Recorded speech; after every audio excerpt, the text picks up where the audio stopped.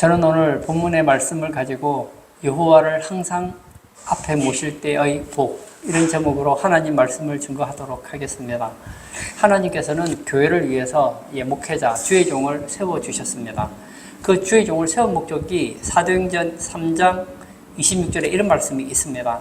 하나님이 그 종을 세워 복 주시려고 너희에게 먼저 보내사. 무슨 얘기입니까? 하나님께서 종을 세운 목적은 성도들로 하여금 복을 누리도록 하기 위해서라는 것이죠. 사실 목사님들이 강단에서 많은 설교를 하잖아요. 그 내용을 모으고 정리하면 복된 인생을 살라는 것이거든요. 저는 오늘 본문의 말씀을 가지고 여호와를 항상 앞에 모실 때 어떤 복을 받게 되는지를 나누려고 합니다. 첫 번째, 마음이 기쁜 복을 받게 됩니다. 9절을 제가 읽겠습니다. 이러므로 나의 마음이 기쁘고 나의 영도 즐거워하며 내 육체도 안전히 살리니. 오늘 시편의 주인공이 바로 다윗 아닙니까? 다윗은 구약의 대표적인 인물 중에 하나입니다. 그는 하나님 마음에 합한 사람이었고 위대한 왕이었습니다. 그러나 또 반대로 생각하면 다윗만큼 많은 고난을 당한 사람도 없습니다. 그의 장인 사울 왕이 다윗을 죽이려고 얼마나 노력을 했습니까? 이스라엘에 있을 만한 곳은 그의 친위 부대를 데리고 와서 다윗을 죽이려고 했습니다. 왕이 되었습니다. 하나님 은혜로 나라를 잘 다스려요. 그러나 어려움이 없었습니까?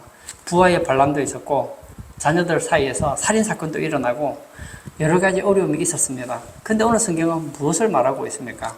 마음이 기쁘고 즐겁다고 얘기하고 있습니다. 여기서 내 마음이 기쁘다는 것은 마음의 평강을 의미합니다. 이 다윗은 마음에 평강이 있었다는 거예요. 여호와를 항상 앞에 모셨더니 마음에 평강이 넘쳤답니다. 나의 영도 즐거워하며, 영도 즐거워했다는 것이죠. 즉 하나님을 앞에 모시고 살아갈 때에 어떤 상황에서도 마음과 영이 기뻐했음을 의미하고 있습니다. 인간이 살아가다 보면 참 다양한 고통을 경험합니다. 그 고통 중에 최고의 고통이 바로 마음의 고통 아니겠습니까? 물질이 부족하다. 그런 사람을 가난하다고 부르죠. 물론 가난한 거 큰 고통입니다. 건강에 문제가 생겼습니다. 물론 고통입니다. 그러나 이것들과 비교되지 않는 고통이 바로 마음의 고통입니다. 우리 주변에 보면 가끔씩 자살하시는 분들이 계시죠. 이분들이 왜 자살할까요? 그 중에는 부자도 있는데요. 제가 볼 때 저보다 건강한 사람도 있는데요. 왜 자살할까요? 마음이 고통스럽기 때문입니다. 돈이 있지만 마음이 너무 힘든 거예요. 육체는 건강한데 마음이 너무 힘든 거예요. 그러나 오늘 성경은 무엇을 말하고 있습니까?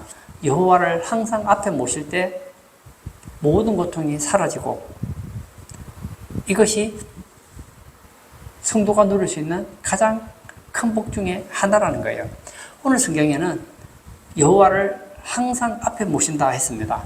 여기서 앞에 모신다는 것이 대체 어떤 의미를 가지고 있을까요? 이것은 하나님 제일주의로 살아가는 것을 의미합니다. 하나님을 의지하며 살아가는 삶을 의지합니다.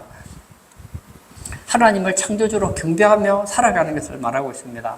저는 우리 성도님들이 여러분의 삶 가운데 항상 여호와를 앞에 모시기를 바랍니다. 우리가 다윗을 볼 때에 다윗은 어떻게 여호와를 항상 앞에 모셨을까요? 바로 어떤 문제를 앞에 두고서라도 먼저 하나님께 여쭈어 보았다는 거예요. 저는 여러분이 무슨 결정을 하기 전에 먼저 하나님께 여쭈어 보기를 바랍니다. 여호와를 항상 앞에 모셨다면서요. 보세요. 여러분 앞에 하나님이 계세요. 여러분의 인생에 여러 가지 결정할 게 있지 않습니까? 그러면 하나님 앞에 계시면 하나님이 누구시라고요? 창조주예요. 하나님은 누구십니까? 전지하세요. 하나님은 어떤 분이십니까? 전능하시고 무소부지하신 분 아닙니까?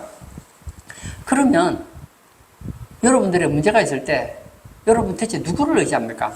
하나님을 의지하고 하나님의 지혜를 간구해야죠. 제가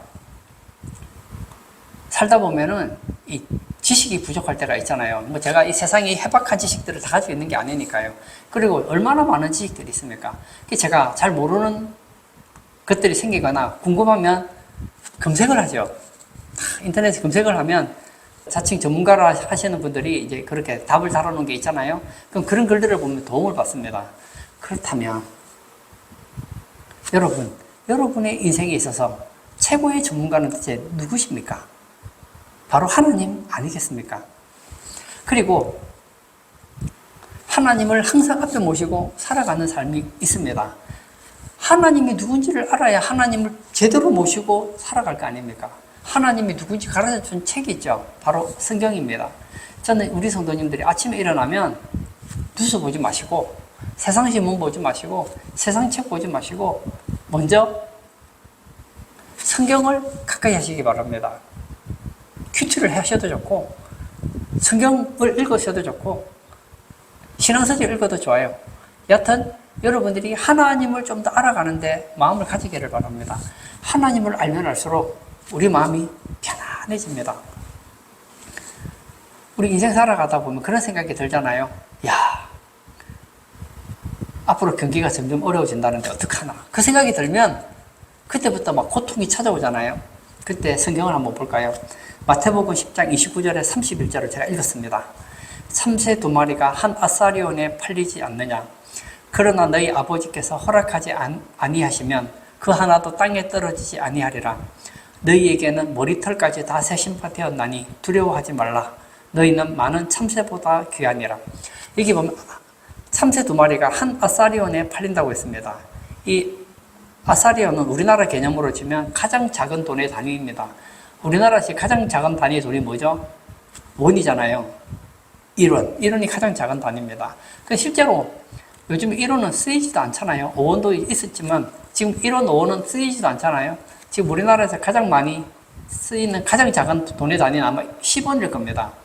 그러면 이스라엘 그 당시로 보면 이 한 아사리온에 팔린다는 것은 한 10원 정도라고 생각하면 좋겠죠. 10원에 두 마리가 팔린다면 이거 얼마나 값싼 생명입니까? 그런데 이런 보잘것없는 것도 하나님이 허락하지 않으면 땅에 떨어지지 않는데요. 우리는 얼마나 하나님이 귀합니까? 우리 몸에 이 머리카락, 머리털 한번 보세요. 이 머리털이 많으면 인물이 좋아져서 요즘에 이 탈모 있는 사람들이 머리를 많이 심는다고 하잖아요. 저도 머리를 심으면 돈이 꽤 많이 들어갈 겁니다. 근데 만약 어떤 사람 머리가 다 머리숱이 하나도 없어요. 그러면 아마 머리를 심으려고 하면은 억 단위로 들어갈지도 모르겠어요. 근데 보십시오. 내게 소중해서 머리를 심는 사람들에게 한번 제가 물어보고 싶어요. 당신 지금 머리털이 대체 몇 가닥이나 있습니까? 물어보면 아는 사람이 아무도 없어요. 우리 하나님은 우리의 머리털까지 다 세고 계세요. 그것은 우리가 관심 가질 수 없는 분야까지 하나님은 다 알고 세심하게 지켜주심을 의미한다는 거예요. 그 하나님께서 우리를 향해서 무엇을 말하고 있습니까? 두려워하지 말라. 너희들은 참새보다 귀하다. 너희들은 당연히 먹이고 입히지 않느냐. 그 말씀을 읽었어요. 그리고 그 말씀을 묵상을 했어요. 그럼 어떤 마음이 들까요? 맞아. 하나님께서 한 아사리온에 팔리는 참새도 떨어지지 않게 지켜주신다면 들에 핀 꽃들에게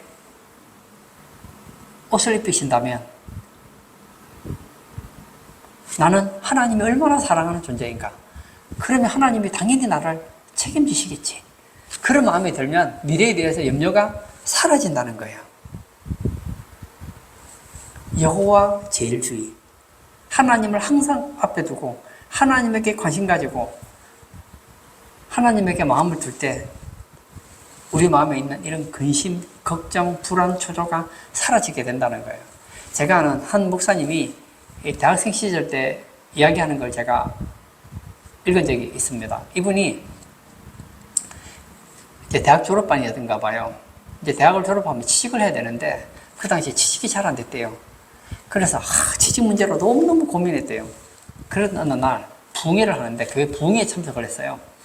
참석했는데 이제 지금은 원로 목사님이 되셨는데 이 김장환 목사님이 오셔가지고 부흥회를 인도하신 거예요. 거기 모여서 같이 찬양도 드리고 하나님 말씀도 듣고 기도를 하는데 어떤 마음이 드냐면 맞아. 하나님이 나를 사랑하셔서 독생자 예수님까지 보내주시지 않았나. 하나님이 나를 위해서 하나밖에 없는 독생자도 주셨다면 나를 위해 무엇을 아까워하시겠는가? 그리고 목사님의 말씀을 들으면서 맞아. 하나님이 내 미래를 책임지실 거야. 그 마음이 드니까 너무너무 기뻐서 자기가 가진 모든 것을 헌금했다는 거예요. 그리고 돈을 헌금을 하고 보니까 더 드리고 싶은 거예요. 시계도 드리고, 그리고 반지도 하나 있었는데 반지도 드렸다는 거예요. 오늘 예배 참석하신 사랑하는 성도님, 내가 나의 인생의 주인이 되어서 살아가면 내 문제를 내가 해결해야 되잖아요.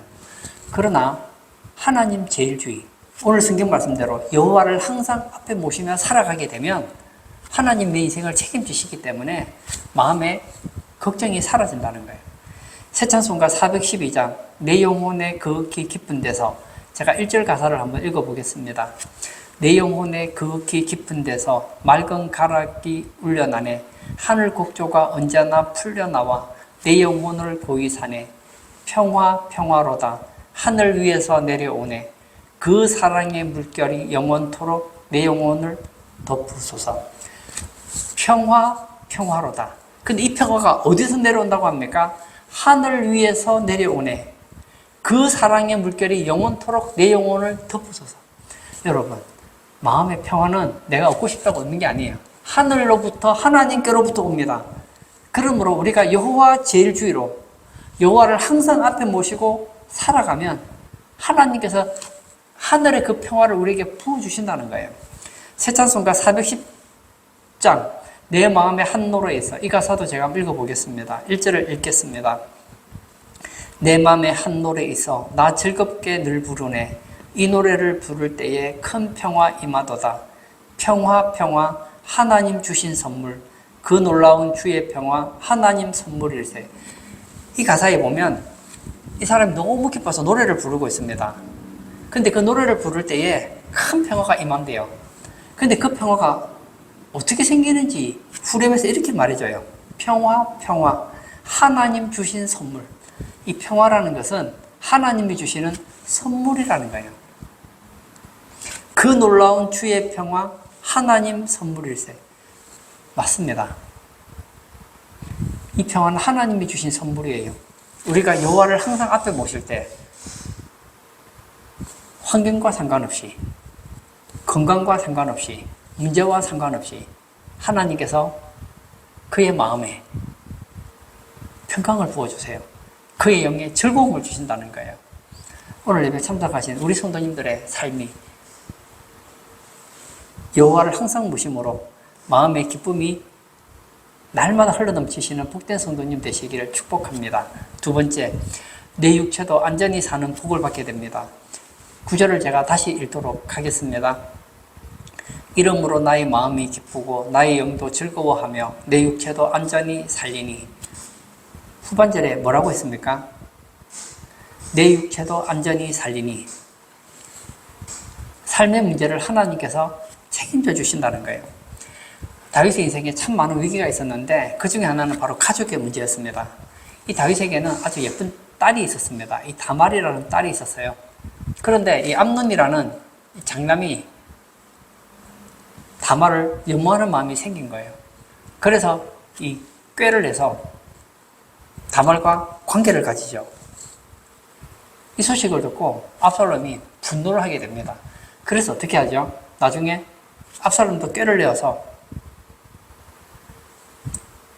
암논이라는 배다른 형을 죽이죠. 그뿐입니까? 이 압살롬이 나중에 왕이 되려고 쿠데타를 일으키잖아요. 반역을 해서 그의 아버지 다윗을 죽이려고 합니다. 온 이스라엘이 압살롬을 따르고 다윗을 죽이려고 합니다. 그러나 여러분, 결론을 알잖아요. 다윗은 어떤 사람이었습니까? 여호와를 항상 앞에 모시는 사람이었습니다. 그랬더니 결국 육체가 안전히 살게 되었다는 거예요. 육체가 대체 무엇입니까? 이 땅의 육적인 삶을 의미합니다. 안전히 살리니. 이 말은 하나님께서 지켜주시는 복을 말하고 있습니다. 즉 하나님을 앞에 모시고 살아갈 때에 육적인 모든 삶의 복을 누리게 된다는 것을 가르쳐 준다는 거예요. 하나님은 자기 백성이 이 땅에서 육적인 안정의 복을 누리기를 원하고 계십니다. 여기서 안전히 산다는 것은 생명을 지켜주신다. 물론 그것도 되겠지만 이 땅에 필요한 것도 채 채워주신다는 것을 의미한다는 거예요. 마태복음 7장 9절에서 11절을 제가 읽도록 하겠습니다. 너희 중에 누가 아들이 떡을 달라 하는데 돌을 주며 생선을 달라 하는데 뱀을 줄 사람이 있겠느냐? 너희가 악한 자라도 좋은 것으로 자식에게 줄 줄 알거든 하물며 하늘에 계신 너희 아버지께서 구하는 자에게 좋은 것으로 주시지 않겠느냐? 아들이 있어요. 아빠, 나 떡 먹고 싶어요. 그래? 그러면 돌이 떡하고 비슷하니까 너 돌 먹어라. 돌 먹고 있게 자라.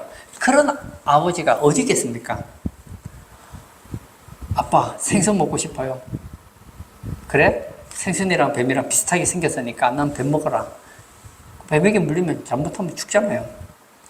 너희가 악한 자라도 좋은 것으로 자식에게 줄 줄 알거든 하물며 하늘에 계신 너희 아버지께서 구하는 자에게 좋은 것으로 주시지 않겠느냐.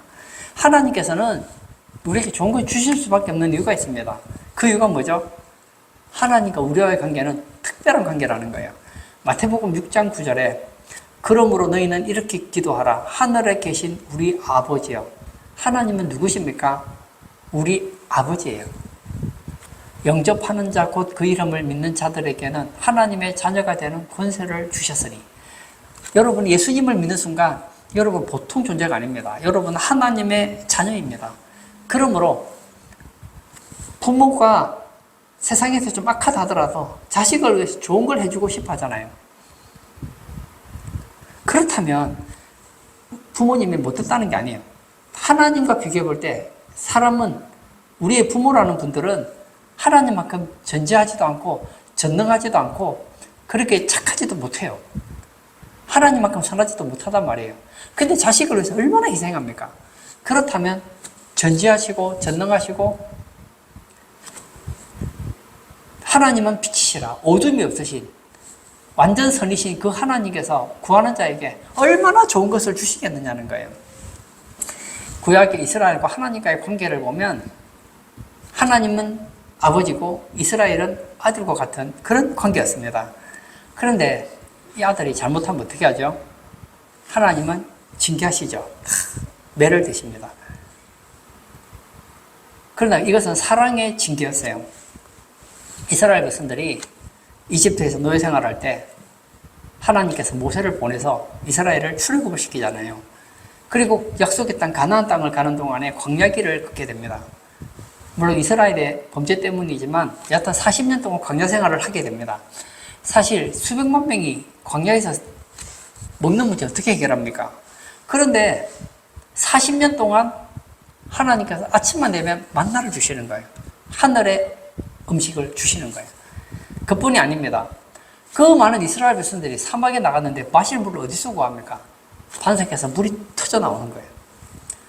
이스라엘 백성들이 고기가 먹고 싶다고 막 불평을 하니까 하나님께서 메추라기를 주는데 얼마나 줘요? 산더미만큼 줘요. 민수기 11장 31절을 제가 읽겠습니다. 바람이 여호와에게서 나와 바다에서부터 메추라기를 몰아 진영 곁 이쪽 저쪽 곧 진영 사방으로 각기 하루길 되는 지면 위 2규빗쯤에 내리게 한지라. 하루길이 얼마나? 이스라엘에서는 이 하루길은 보통 32km를 말합니다. 보세요. 거리로 32km예요. 2규빗, 한 규빗이 대략 한 45cm 정도라고 하거든요. 45cm에서 50cm예요. 그러면 2규빗이면 1m예요. 한번 상상을 해보세요. 메추라기라는 새가 있는데 한 1m 정도 높이, 한 이 정도 되겠나요? 한 이 정도 되는 높이에서 한 사방 32km에 흩어져서 날 잡아 잡수십시오 하고 있다고 한번 생각해 보세요. 이거 이해가 됩니까? 하나님은 이스라엘 백성들이 하나님께 불순종하지 않고 순종하는 동안에 여호와 제일주의로 살아가는 동안에는 모든 것을 책임지셨다는 거예요. 그뿐입니까? 결국 하나님 약속하신 때가 되었을 때에 그들은 젖과 꿀이 흐르는 가나안 땅에서 쉽지 않은 것을 먹었고 하나님의 은혜 가운데서 복된 삶을 살았던 것을 보게 되지 않습니까? 왜 우리가 예수를 믿는다고 하는데 항상 부족합니까? 그 이유가 있어요. 시편 23편 1절과 2절을 제가 읽겠습니다. 여호와는 나의 목자시니 내게 부족함이 없으리로다. 그가 나를 푸른 풀밭에 누이시며 쉴만한 물가로 인도하시는도다. 다윗은 내게 부족함이 없다고 하는데 왜 요즘 교회 다니시는 분들 중에는 부족한 것이 많은 사람이 왜 그렇게 많습니까? 그 이유는 1절에 답이 있어요. 여호와는 나의 목자시니. 여호와가 나의 목자라는 말이 무엇입니까? 여호와를 항상 앞에 모시는 걸 말하는 거예요. 보세요. 양이 있어요. 그럼 양 앞에는 누가 있습니까? 목자가 있잖아요. 양은 목자를 따라가는 거예요. 양과 목자의 관계를 보면 여호와를 항상 앞에 모신다는 것이 무엇인지 우리는 시각적으로 볼 수 있습니다. 양과 목자의 관계는 좀 특이합니다. 목자가 앞을 가면 양은 목자를 졸졸졸 따라가죠. 따라가면 어디를 갑니까? 푸른 풀밭으로 가는 거예요. 잔잔한 그리고 깨끗한 쉴만한 물가로 가게 되는 거예요. 근데 바꾸어 보세요. 여호와가 내 앞에 있어요. 근데 양들이 아니야. 목자가 뭘 알아? 내 인생은 나의 것, 내 뜻대로 살래. 그리고는 막 양들이 자기가 알아서 푸른 풀밭 잔잔한 물가로 가려고 막 뛰어다니고 걸어다니기 시작하면 인생이 험해지는 거예요. 양은 물이 어디 있는지 몰라요. 푸른 풀밭이 어디 있는지 모릅니다. 물론 가다가 찾을 수도 있겠죠. 그러나 못 찾을 확률이 더 높습니다. 양은 목자를 항상 앞에 세우고 따라가는 것처럼 다윗은 나는 양과 같은 존재입니다. 여호와는 나의 인생의 목자와 같은 분이십니다. 저는 여호와를 항상 앞에 모시며 살아갑니다. 그렇게 살았더니 나는 부족하지 않았습니다. 이런 고백이 나왔다는 거예요. 우리 새찬송가 568장 하나님은 나의 목자시니 1절을 제가 한번 읽어보겠습니다. 하나님은 나의 목자시니 내게 부족함이 없으리로다. 나로 하여금 푸른 풀밭에 눕게 하시며 잔잔한 물가로 인도하여 주시네. 저는 이 노래 가사가 참 마음에 들어요. 보세요. 목자가 양을 데리고 푸른 풀밭으로 갔어요. 그런데 푸른 풀밭에 가면 뭘 해야 됩니까? 풀을 먹어야 되잖아요. 근데 푸른 풀밭에 눕게 하신대요. 이상하지 않습니까? 아니, 푸른 풀밭에 갔으면 나로 하여금 푸른 풀밭에 가서 먹게 하시며 이렇게 해야지 맞잖아요. 그런데 눕게 하신다는 말이 무엇일까요? 양은 충분히 먹고 배불렀을 때 눕는다는 거예요. 그러므로 양이 푸른 풀밭에 눕는다는 것은 이미 배부를 만큼 먹었다는 거예요. 사랑하는 성도 여러분, 우리가 여호와를 목자로 믿고 살아간다면, 여호와를 항상 앞에 모시고 살아간다면 여러분은 푸른 풀밭에서 눕게 될 것입니다. 우리의 삶을 안전하게 지키실 분은 하나님 한 분밖에 없습니다. 왜냐? 하나님만이 유일한 신이시기 때문입니다. 하나님만이 창조주이시기 때문입니다. 하나님만이 전능하신 하나님이시기 때문입니다. 저는 2025년 우리가 하나님을 꼭 붙잡기를 바랍니다. 그리고 여러분의 인생의 주도권을 여러분이 지지 마십시오. 여호와를 항상 앞에 모시고 살아가심으로 인하여서 내 육체도 안전히 사는 그런 복된 성도님 다 되시기를 축복합니다. 세 번째, 내 영혼을 소홀히 버리지 않는다고 했습니다. 10절을 제가 또 읽겠습니다. 이는 주께서 내 영혼을 소홀히 버리지 아니하시며 주의 거룩한 자를 멸망시키지 않으실 것임이니이다. 저는 여러분에게 오늘 세 가지 복을 얘기해 드리고 있습니다. 첫 번째는 마음의 기쁜 복입니다. 두 번째는 육적인 삶의 복입니다. 세 번째는 영혼이 소홀해 가지 않는 복입니다. 이것이 최고의 복이에요. 여기서 말하는 이 소홀은 지옥을 말하거든요. 멸망시키지 않으실 것임이니이다. 제가 이 단어가 뭔가 하고 좀 찾아봤더니 여러 가지 역본들을 보고 원어도 봤더니 이 멸망시키지 않는다는 것은 원래 사람이 죽으면 어떻게 되죠? 썩어서 흙이 되잖아요. 그렇게 끝나지 않는다는 거예요. 다시 말하면 육체가 죽어서 흙이 되는 것으로 끝나지 않으실 것입니다. 이 말이거든요. 정확하게 말하면. 그러니까 이건 부활의 소망을 말한다는 거예요. 하나님을 앞에 모시고 살아가면 지옥 가지 않고 부활의 복을 받게 된다는 거예요. 저도 언젠가는 죽겠죠. 그러면 흙이니 흙으로 돌아가게 될 것입니다. 그러나 멸망으로 끝나지 않습니다. 예수님께서 다시 오시면 부활의 몸을 입게 된다는 거예요. 오늘 예배 참석하신 사랑하는 성도님, 우리 이 땅에 살아가면서 참 많은 은혜를 누리고 살아갑니다. 하나님께서 우리에게 참 많은 복을 주셨어요. 그러나 여러분, 우리가 이 땅에서 누리는 복 중에서 최고의 복이 뭐냐? 제게 묻는다면 바로 저는 천국의 복이라고 말하고 싶습니다. 요한계시록 22장 20절에 이것들을 정언하신 이가 이르시되 내가 진실로 속히 오리라 하시거늘 아멘 주 예수여 오시옵소서. 예수님께서 다시 오시는 것을 바로 재림이라고 얘기합니다. 예수님께서 이 땅에 다시 오시면 이 땅은 심판을 받게 됩니다. 천국은 구원받을 자가 가고 지옥은 심판받을 자가 가게 됩니다. 다윗은 이것을 알았어요. 그래서 주의 거룩한 자를 멸망시키지 않으실 것임이니이다. 그래서 부활할 것을 의미한다는 거예요. 심판자들은 어떻게 됩니까? 육체가 썩어서 영혼이 지옥불에서 멸망을 받게 됩니다. 지옥이죠. 성도들은 예수님이 다시 재림하시면 영광스러운 몸으로 부활해서 거룩한 몸으로 영원히 살게 된다는 거예요. 그리고 소홀에 버리지 않게 하신다고 했습니다. 다윗은 이 진리를 깨달았어요. 세상에서 가장 불행한 사람은 지옥에 가는 거예요. 이 땅에서 우리가 사람들이 살아가잖아요. 어떤 사람은 뭐 한 20년, 어떤 사람은 50년, 어떤 사람은 80년, 어떤 사람은 100년. 요즘에 좀 오래 사는 사람은 한 100, 한 20, 30년 사는 사람도 있긴 있더라고요. 그런데 여러분, 이것은 1000년에 비하면 그렇게 길지가 않아요. 10,000년에 비하면 그렇게 길지 않아요. 한 1억 년에 생각해보면요, 이 100년이라는 시간은 잠깐이에요.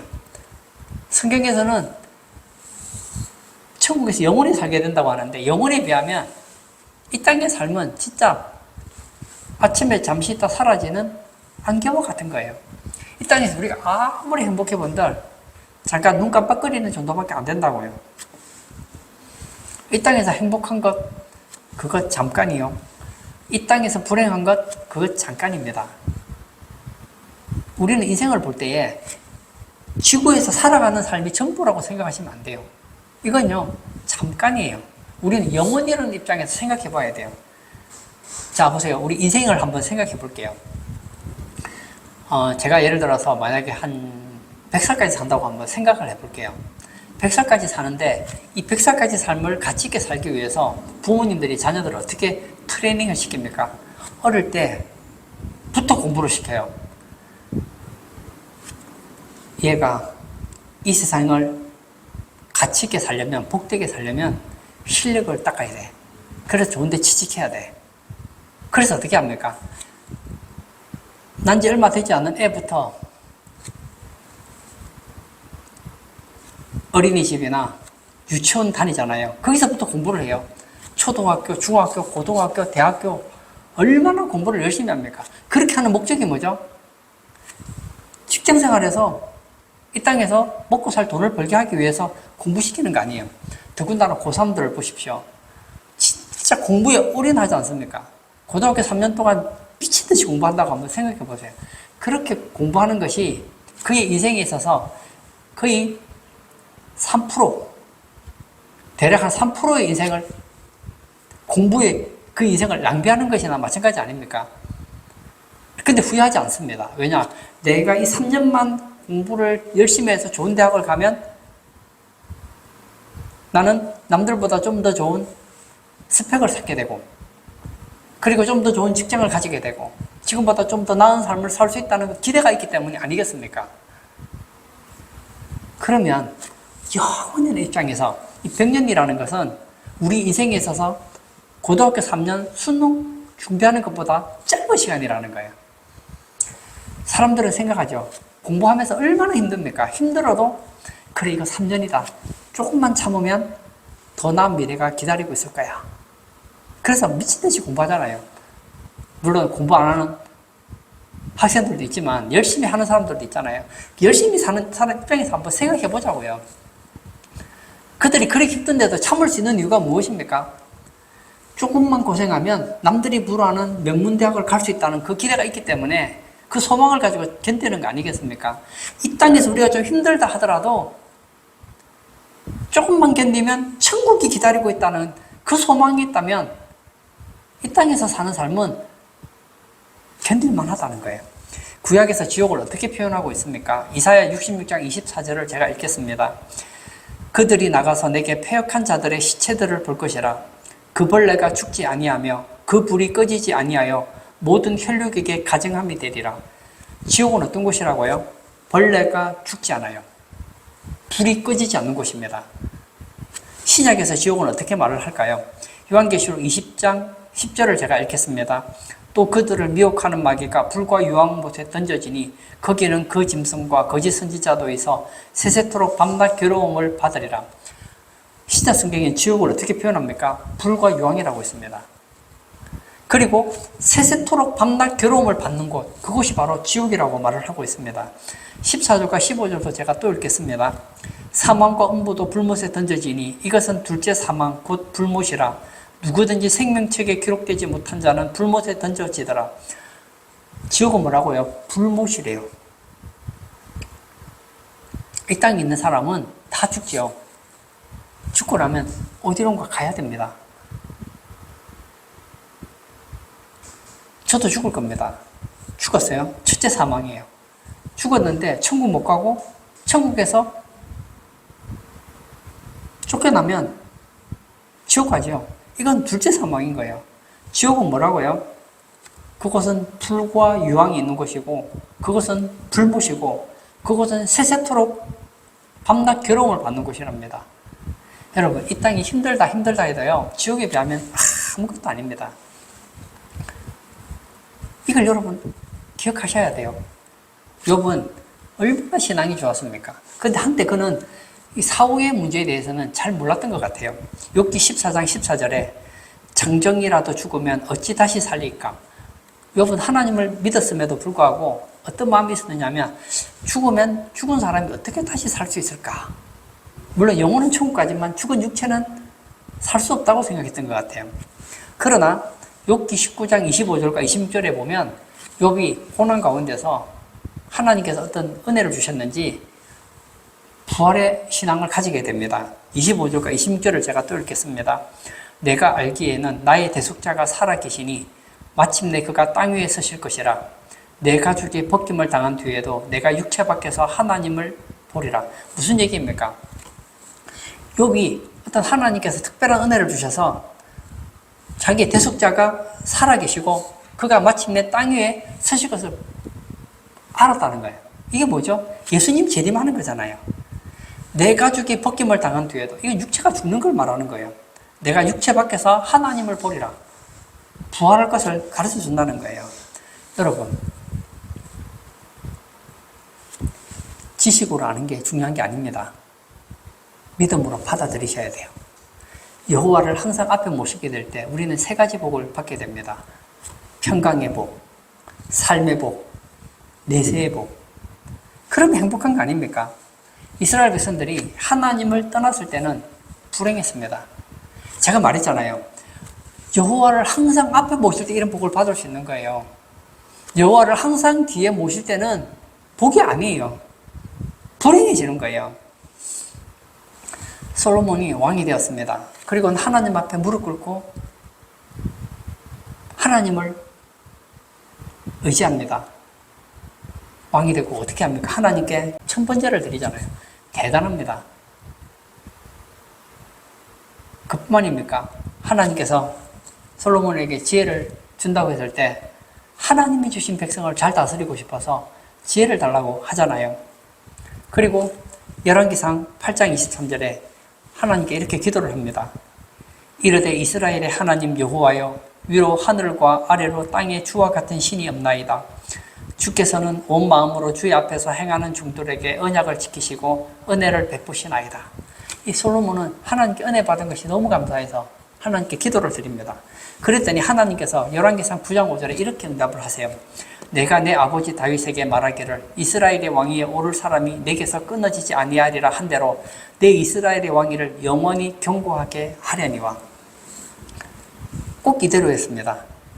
솔로몬이 하나님을 항상 앞에 모셨을 때에는 그렇게 됐어요. 그러나 왕들이 여호와를 항상 앞에 모시지 않으니까 어떤 일이 일어납니까?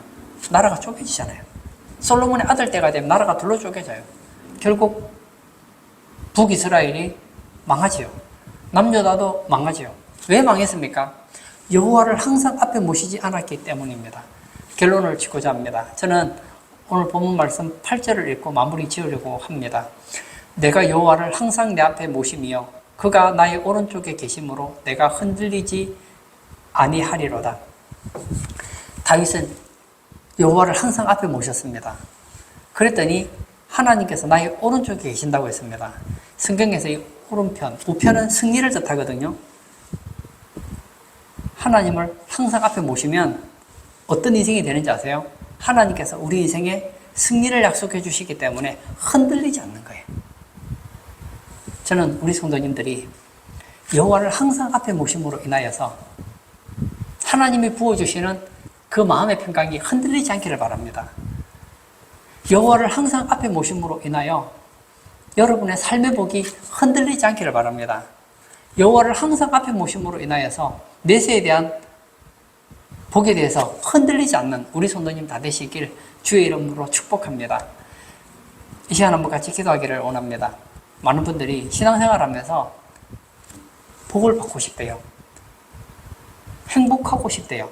여러분, 행복하고 싶다고 행복해지는 게 아니에요. 제가 아주 쉬운 방법을 가르쳐 드리겠습니다. 여호와를 항상 앞에 모시면 이런 복을 받게 됩니다. 그러나 우리는 여호와를 가끔씩 앞에 모십니다.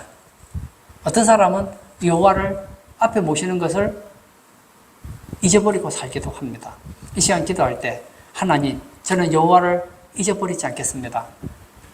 위기의 순간에만 여호와를 앞에 모시는 삶이 아니라 여호와를 항상 앞에 모심으로 하나님께서 부어주시는 복을 받고 이 짧은 인생 살아가는 동안 흔들리지 않는 인생을 살게 해달라고 우리 다 같이 기도하도록 하겠습니다.